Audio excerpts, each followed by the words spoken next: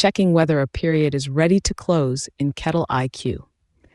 In this short training, I'll show you the Close Cockpit, every close card, the readiness score, and how a blocked item takes you straight to the fix. Let's take a look. You'll find this under Accounting, Close Cockpit from your dashboard. Close Cockpit gives you one place to see whether a period is actually ready to close.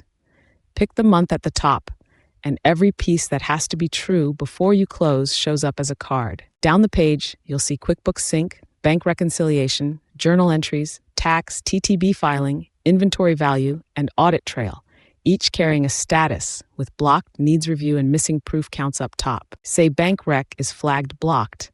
Click straight into it, and I'll take you to the bank rec page for this period so you can clear the outstanding items. Once you've resolved it, come back here, and that card flips to ready, and your readiness score climbs. Work card by card until everything's green before you actually close the books.